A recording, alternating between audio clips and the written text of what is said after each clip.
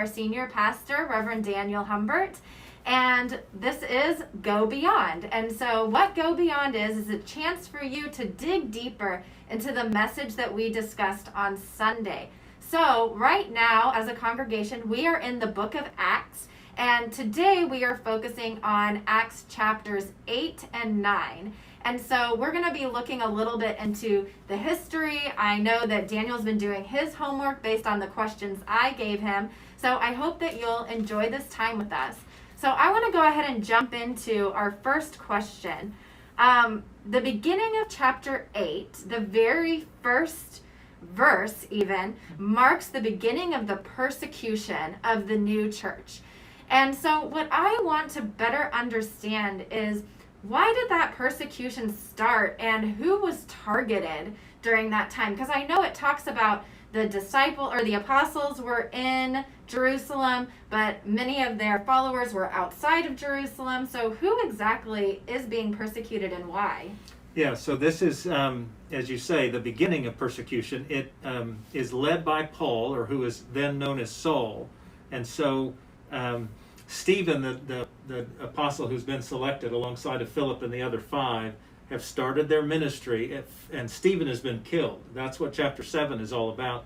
And it says at the end of chapter 7, Saul was literally standing over him, and Saul began at this point, chapter 8 verse 1 says, to lead that persecution. So the persecution is not only in Jerusalem, but it's in the surrounding areas. A part of what the beginning of chapter 8 also says is that the apostles kind of hang out in Jerusalem, and the other converts and the other believers have begun to disperse.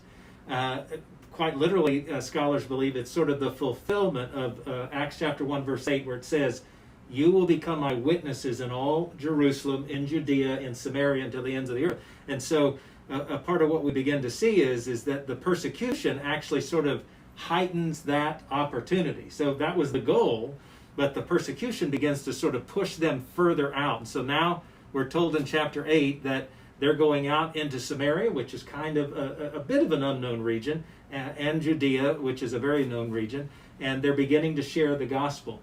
That's probably causing consternation, right? That's probably causing people like Saul and others to go, "Hey, wait, we don't want you to do this. We don't believe in this. We don't want you doing this." And so the persecution begins. The apostles, we believe, probably stayed in Jerusalem as a way to say, hey, we're going to keep the fort, we're going to kind of maintain strength here and stability here, but we want to encourage you to go out. So the early followers get persecuted primarily because they're literally sharing the gospel, and Saul and others don't want that to happen. So in this scripture this week, we're introduced to the character Simon. And he is introduced to us as a sorcerer. He's someone who's practicing sorcery. And in the story, it kind of unveils that he heard Philip talking about Jesus, talking about the Gospels. And it made the comment that even a sorcerer decided to follow Philip and ended up following Philip everywhere.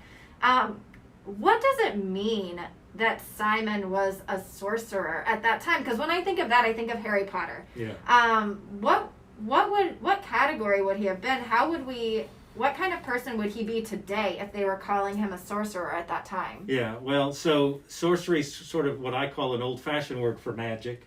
And so he's a magician. And so David Copperfield, right? Or a guy, I've just forgotten the other guy, the more modern guy's name, but he's doing magic. And magic is considered evil at the time. Whereas today we would say magic is entertainment, we would say magic is exciting and enthralling, and so we wouldn't have a negative connotation for what he's doing. But in the day, when you don't understand the distinction between miracles and magic, it creates a problem.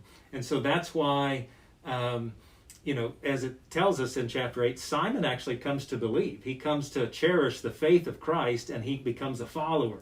And he's enamored with the fact that Philip and John and Peter can do these miracles and can raise people, heal people, so forth and so on.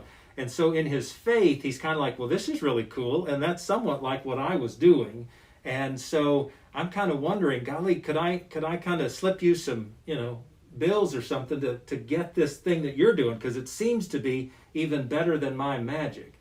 And Of course, the dilemma there is you can't buy faith, and you can't buy the opportunity to heal or to cause miracles. And so Simon is looked down upon, and I'd forgotten this as I was looking back at notes and stuff, that there's actually a term for this called simony in the church, and it's about trying to buy off church personnel or to get your way in the life of the church.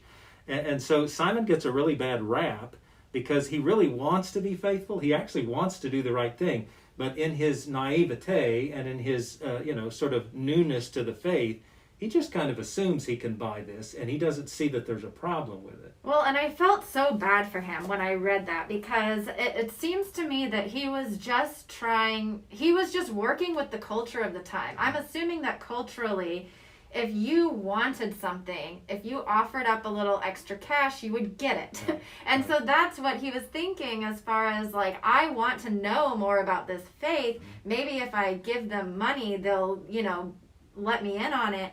And then I felt like he was berated for that, and just made to feel horrible when it felt like it was coming from such a good place. He was just kind of getting it wrong. Well, obviously people can interpret his heart differently. Some would clearly interpret it as he really is just a novice at this, and he's really just trying to do the right thing. Others would say that's just kind of the culture he came out of, is you just buy your way into things. And so wherever you are, it does come off kind of harsh, but it's not unlike what happens in chapter 5 where Ananias and Sapphira die, right? Mm-hmm. This is just, hey, this is how we do it. You need to be really clear, and we're going to make it clear. Don't do that, guy. Yeah. Well, they made it clear. So my last question for today, setting the history and the context and better understanding for these chapters, is we are specifically told about the story of the Ethiopian eunuch. And how Philip was moved to speak to this man because he saw him reading from Isaiah. Mm-hmm. And so my big question is, there are probably so many people that the Spirit moved Philip to speak with throughout this time. I mean, it just seems constant. Why is this story significant, and why is it specifically pulled out and put in Scripture for us to read? Well, I can only tell you my conjectures on all that, and I own that I have a bit of a bias in all that. But so my bias is this: I believe the book of Acts, as we've pointed out several times, of course, tells us the early church and why it's important that they did what they did. And a part of what we learn, certainly later in the book of Acts, is how diverse the church becomes. The church becomes diverse because it was ready and able and willing to reach a diverse audience. And so I think the eunuch is a perfect example of that. The eunuch, being from Ethiopia, is from another continent, from another country, from another culture, a different ethnicity, obviously, and race. And so I believe that the writer of the book of Acts is trying to highlight the fact that this is a very abundantly clear way to say the gospel is for everybody. We need to share the gospel with anybody and everybody, most specifically perhaps even with people with whom we are very different, and that we ought to proactively pursue these relationships. And that's what he did, right? I mean, there is literally nothing that these two guys hold in common other than their gender. They're different in every way imaginable. And so for Philip to go there is, number one, not our natural inclination, right? Even today we understand, and unfortunately highly highlighted in these issues of the day, we don't naturally go to people who are different from us ethnically or racially or whatever. So for Philip to go, we kind of have to own that it's a nudging of the Spirit, that it's a sort of pushing of the Spirit, that it's not something he would do naturally. But I think it's a great way to highlight that, man, we are called to share this good news with people who are different from us. And what better way than to just go develop a relationship, start up a conversation, and talk about what the guy's interested in. He's obviously interested in this passage of Scripture. So Philip starts this conversation. All right, well, that's about all the time that we have today. And again, I am sorry for the connectivity issues, us coming on a little bit late. But hopefully you got some of your questions answered. And remember, if you have more questions about what we talk about on Sunday, what we talk about in Go Beyond, go to tmumc.org/go beyond. On that page, you'll see all previous episodes. And there's a section at the bottom of the page for you to submit your own questions if you have them. So I hope that you'll use that, and we will see you again at Wednesday at 12:30. Have a great week, y'all. Thanks for joining us.